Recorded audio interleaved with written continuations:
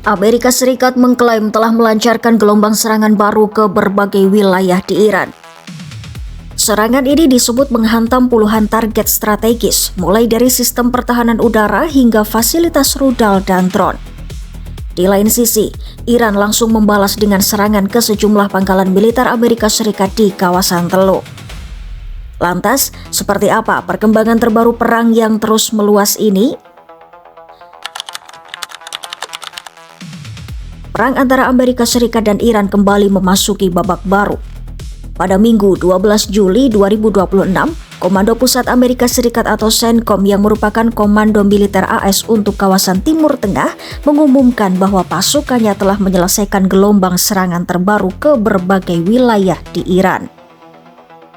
Dalam keterangannya, CENTCOM menjelaskan bahwa serangan tersebut menyasar puluhan target menggunakan amunisi presisi. Sasaran utamanya meliputi sistem pertahanan udara militer Iran, radar pantai, fasilitas rudal dan drone, hingga kapal-kapal kecil yang dinilai memiliki kemampuan untuk mengganggu pelayaran di kawasan Teluk. Operasi ini melibatkan berbagai kekuatan tempur Amerika Serikat, mulai dari pesawat tempur, kapal perang angkatan laut, drone udara serang satu arah, hingga drone laut serang satu arah. Menurut militer AS, tujuan operasi tersebut adalah melemahkan kemampuan Iran dalam mengancam kapal-kapal komersial yang melintasi Selat Hormuz, jalur pelayaran yang menjadi salah satu urat nadi perdagangan energi dunia. Tak lama setelah pengumuman dari CENTCOM, sejumlah media Iran melaporkan adanya ledakan di beberapa lokasi strategis. Ledakan dilaporkan terdengar di sekitar Pulau Qsim, Jas, Sirik, hingga wilayah barat Bandar Abbas yang berada di Provinsi Hormozgan. Meski begitu, pemerintah Provinsi Hormozgan menyatakan bahwa hingga saat ini belum ada laporan mengenai korban sipil akibat serangan tersebut. Di lain sisi, dampak serangan mulai dirasakan pada infrastruktur. Perusahaan listrik milik negara Iran mengungkapkan bahwa jaringan kelistrikan mengalami kerusakan cukup parah dalam beberapa hari terakhir. Lebih dari 2.000 titik jaringan listrik dilaporkan terdampak akibat rangkaian serangan yang terjadi. Tak berselang lama, Iran melancarkan serangan balasan. Menurut laporan kantor berita resmi Iran, IRNA, Garda Revolusi Islam Iran atau IRGC menyatakan telah menyerang sejumlah target dan pangkalan militer AS di kawasan Timur Tengah. Dalam pernyataannya, IRGC menyebut serangan diarahkan ke pangkalan udara Pangeran Hassan di Yordania, pusat komando drone militer AS di Bahrain, serta pangkalan udara Ali Al-Salem di Kuwait. Sebelumnya pada hari yang sama, rudal dan drone Iran juga dilaporkan mengarah ke Uni Emirat Arab, Qatar, Kuwait, Oman, dan Bahrain. Pemerintah Kuwait mengatakan 3 pos perbatasan dan sebuah anjungan pengeboran minyak lepas pantai menjadi sasaran serangan.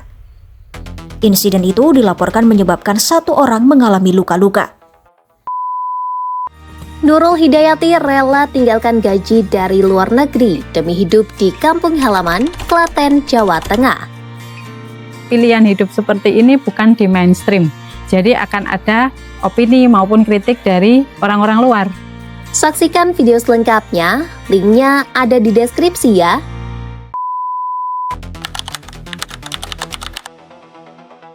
Di Bahrain, sirine peringatan rudal sempat berbunyi setelah Iran melancarkan serangan balasan terhadap operasi militer AS. Situasi ini menjadi perhatian karena Bahrain merupakan lokasi markas armada ke-5 Angkatan Laut AS, salah satu pangkalan militer terpenting AS di kawasan tersebut.